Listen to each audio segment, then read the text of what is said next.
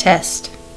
Hi guys, I'm here to talk to you today about editing for style. So what I want you to do is have the rough draft of your description paper out, and what we're going to be doing this week is working on improving that paper. And the goal with these exercises that we're going to be doing in this PowerPoint the goal is to show you how to edit your own papers, especially since we're doing this online where you don't have other people there sitting right in front of you helping you. So all of these are things that you can do to improve any paper that you do for this class, or really any other class. So I want you to have your paper with you, and we'll go step by step, and after each step I want you to stop and go through and do that step before you move on to the next one. So the first thing I want you to do is just read your paper. Hopefully you've had some time away from it now, and so I want you to just read over it. You'll be amazed what you'll find, what mistakes, what things you'll notice once you've had a little bit of time away from it. So just sit down with a pen and go through it. Okay, the next step that you should do is look for your thesis statement. A thesis statement should be a one-sentence summary of your entire paper.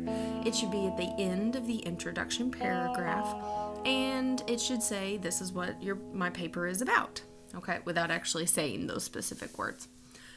For this particular paper, you want to make sure you not only have the idea you're describing, which is describing yourself, but also the dominant impression you're trying to give, which is overall what is it you want us to see or learn about you. You should be able to underline that one sentence that is at the end of the introduction. So underline that sentence now. If you can't find that sentence, you know that's something you need to do before you turn in a final.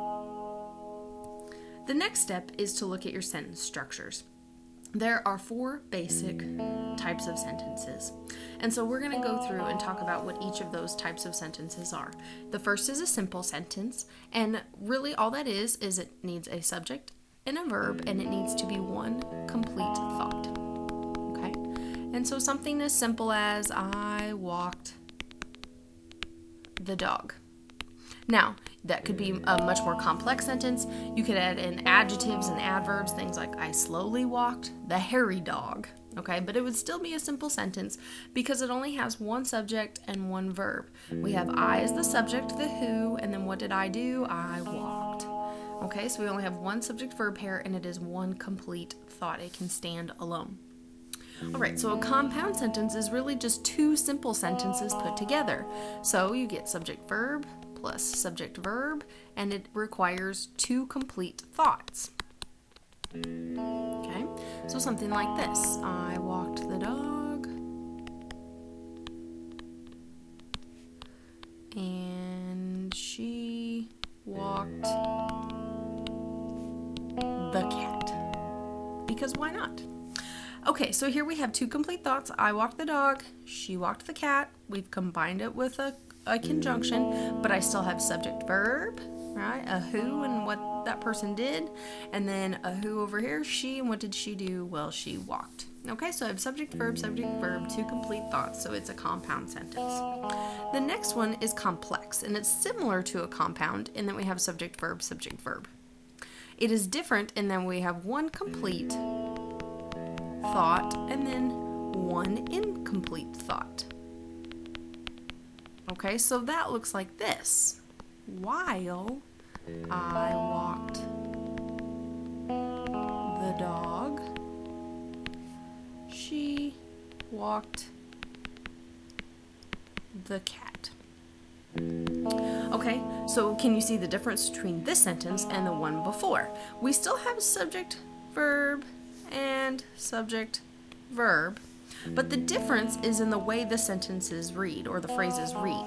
So this one over here is a complete thought. She walked the cat. However, if I came into the room and I said, while I walked the dog, you would say, while you walked the dog, what? You need more to finish that thought. And what really makes this complex is this word right here. You can see that's the big difference between this sentence and the one before. And the idea here is this is called a subordinating conjunction. So if you want to see more of those, you can Google subordinating conjunctions. Typically they're time words, things like before, after, since, while, then, will won't give you this complex sentence because you'll have this incomplete part. And by the way, you can flip these. You can have the complete thought first. But anyway, with then the compound complex, basically you take a compound, you add a complex to it, and you get compound complex. So we need subject verb to make it compound. And then we add in another subject verb that would make it complex. So these two subject verbs to make it compound need to be complete. All right, and then this subject verb needs to be incomplete to make it complex. So it would look like this. While I walked the dog, she walked the cat, and he ate lunch.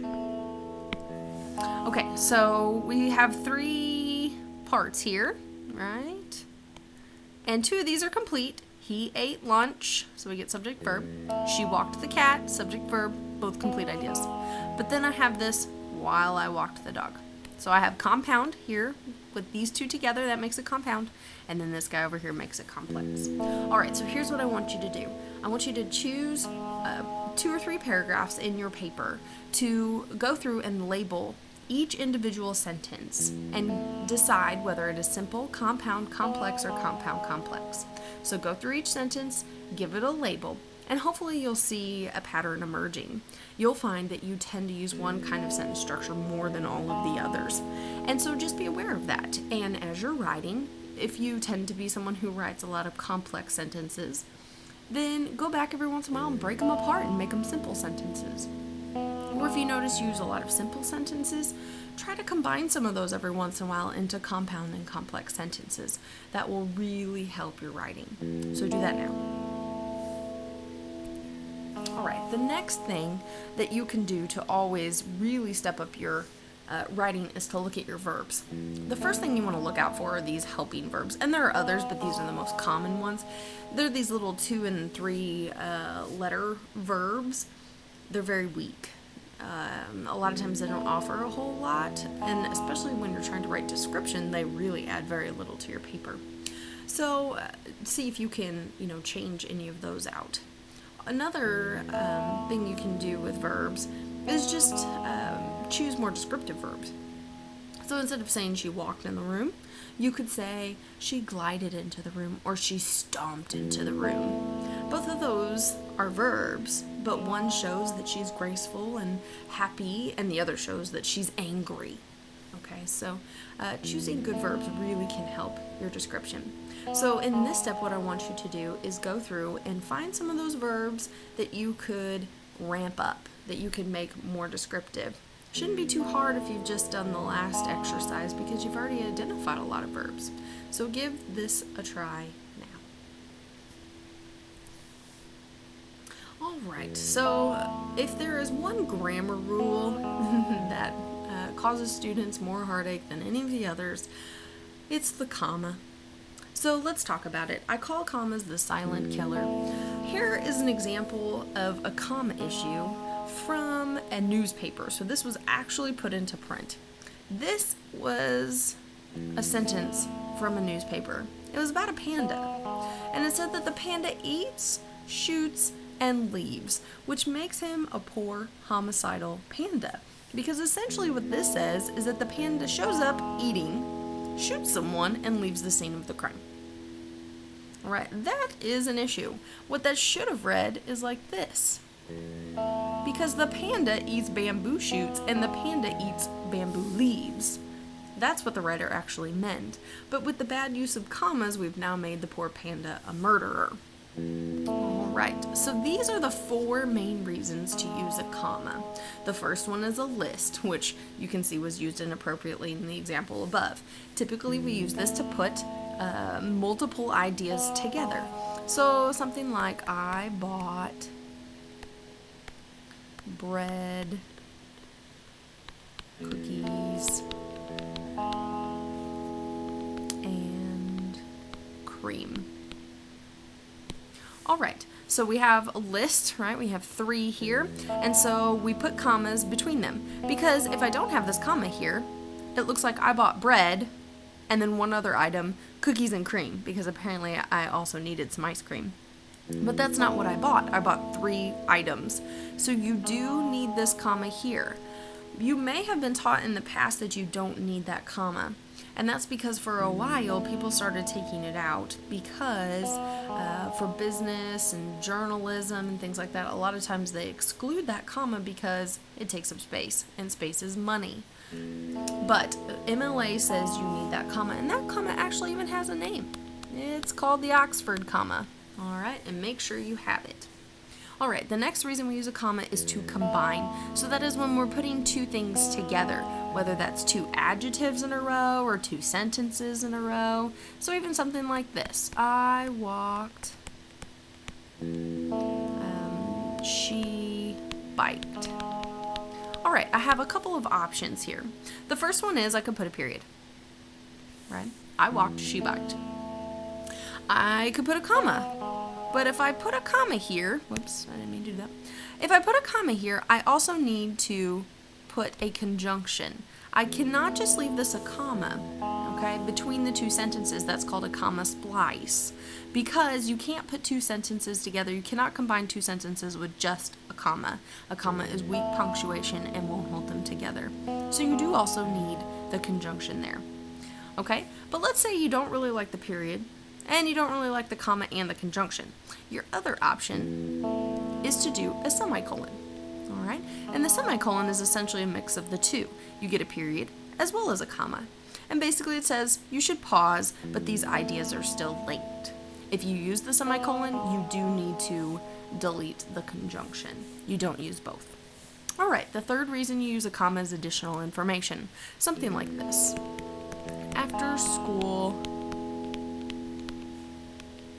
Elsie eats a snack. The point here is that anytime we're adding additional information to the sentence that isn't necessary to have a complete sentence, typically we set that off with a comma. So our complete sentence here is Elsie eats a snack. Do we need to know it was after school? No, it's just additional information, so we put a comma here. Another place we would do this is in the middle of a sentence. Elsie, my daughter,